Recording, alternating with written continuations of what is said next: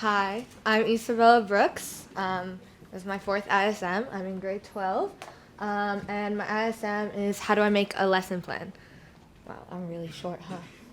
Okay, so this is my table of contents, where everything's going and like the order of how I'm going to do everything. So my introduction is why is this in topic important? When it comes to teaching, every teacher needs to have a lesson plan in order to plan their lessons ahead.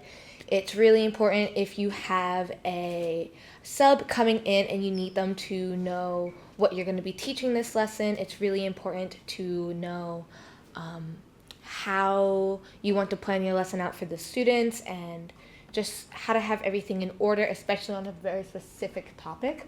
You can't walk into a classroom without knowing what you're going to teach.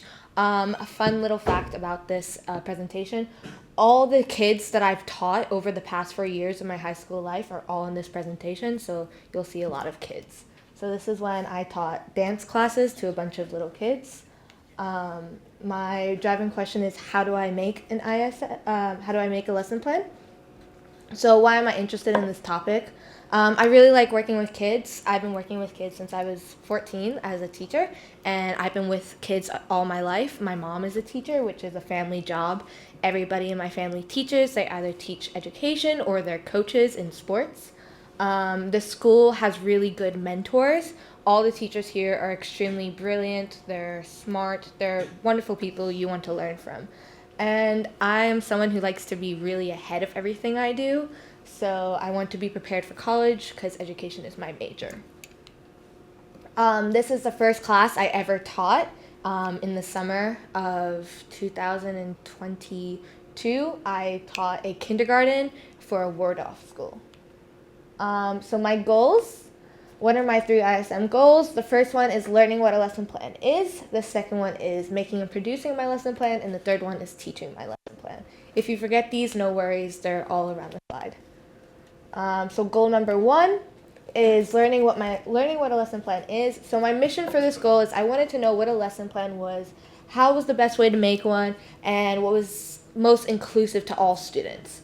So the outcome that I learned is that a lesson plan is a very detailed, outlined guide to help teachers organize and structure their teaching activities due to a very specific topic. The steps involved with making a lesson plan: you need to set clear objectives, define what you want your students to learn. It's always good you start off with this topic. Today we are going to learn, for example, what I used was measurement with rulers. You want to engage with an introduction. You want to grab the student's attention and activate their prior knowledge. It's always good to do a review of the lesson that they had learned prior to your lesson, or if it's a review, you want to do the reviewing of what they've learned. And active learning, engage the students through I forgot how to pronounce it. Discussions. And group projects and experiments. Always, especially in THS, we do a lot of hands-on work, so it's really, really good to do projects that will engage their learning and get them excited to learn. Address the diverse needs. Adapt instructions for different learning styles. It's really good that you have different layers of how you're going to teach your lessons for different students. So there might be students who need to be challenged a bit more, and there might be students that you might need to work a little bit more with. And it's very good to have all those levels in your lesson plan. And then wrap up and reflect. Summarize what you've learned during this lesson and reflect on what they have learned. It's always good to end the lesson with, today we have learned, or questions like, what can you tell me you've learned? My second goal was making and planning my lesson plan. So my mission for this was to make a lesson plan that I would be teaching towards the end of the year. I was doing an internship with the lower primary, specifically JG1, and I was going to teach this lesson plan at the end of the year. My outcome was I ended up making 2 lesson plans. The first one's here. And the first one was just to understand how it worked, how to exactly make one. I was just messing around with it. And the second one was the one I was actually going to teach.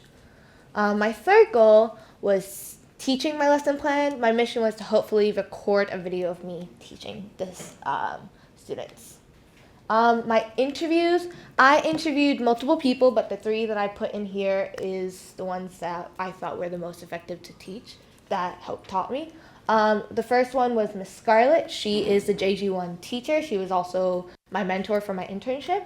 She has been teaching at THS for years, and she taught me a lot of importance when it comes to teaching the different levels of the classes and how to exactly be more structured with your lesson plan and how to make your lesson plan as detailed as possible for the next person if they tend to use it. My second person I interviewed was Miss Betty. She is the third grade teacher. She's a very experienced teacher, and I've learned from her that classroom management is very important when you have your own classroom. And then finally, I interviewed Mr. Gilbert.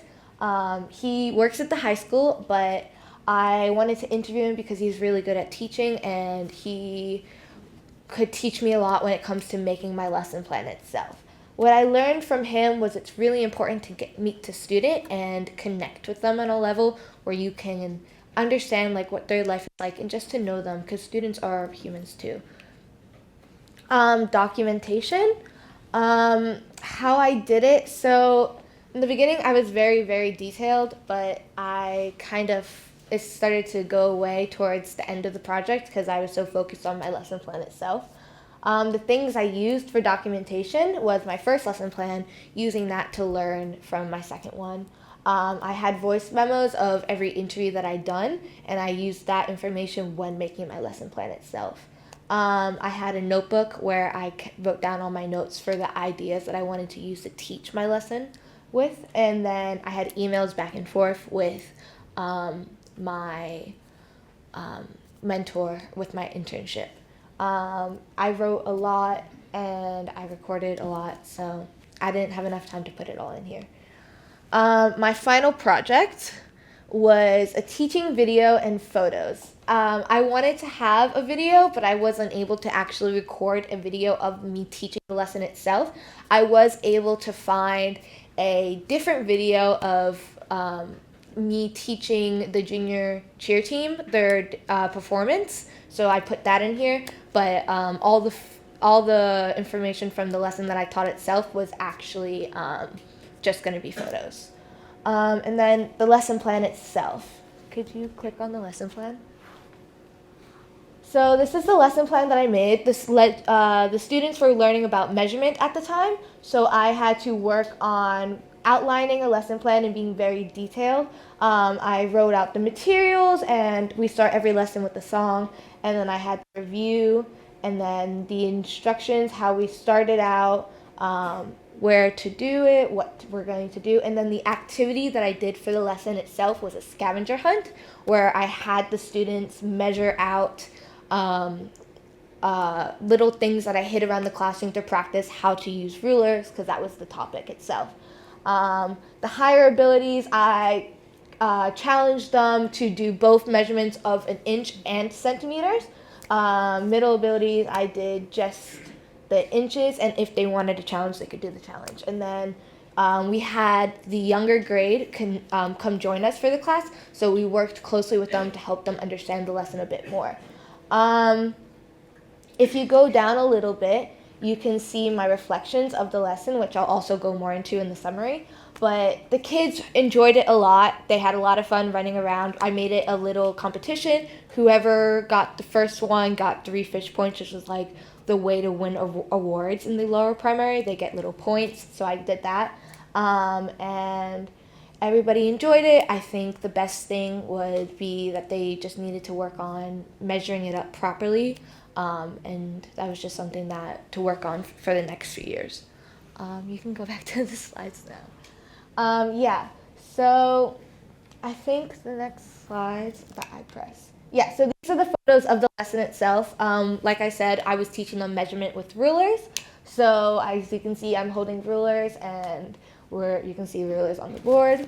The kids absolutely enjoyed it. They had a good time practicing. I called them up on the board and I said, can you explain to me how we're going to measure this? How can you measure this? Which one is bigger? Which one is smaller? The activity was very fun. As you can see, you have some of the kids measuring the rulers, and I made a worksheet for them to measure with, so they had it all simply done for them, simple and easy. So my summary would be the students struggled to line up and struggled to read the rulers, the numbers, and just like remembering like what measurement was what.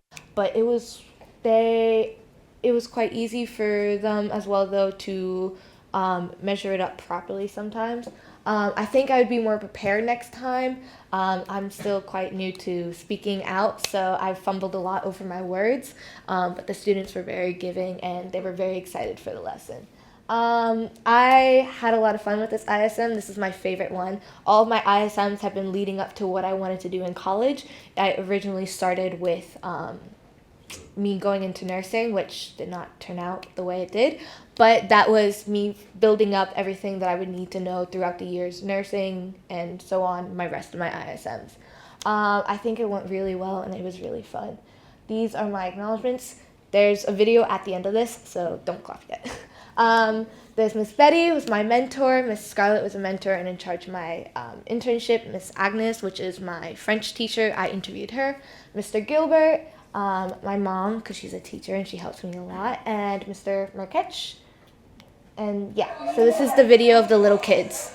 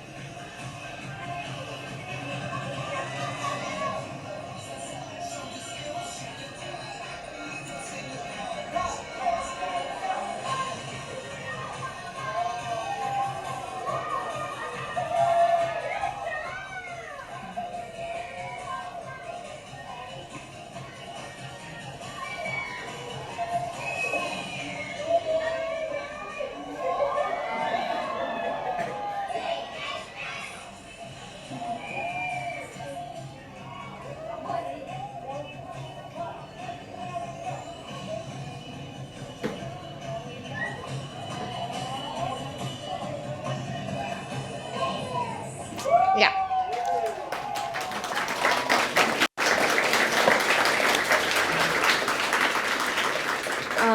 Does anyone have any questions?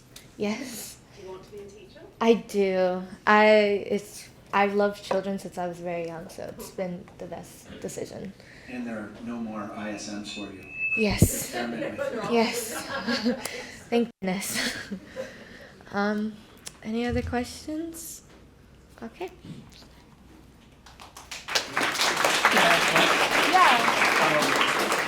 Again, excuse me.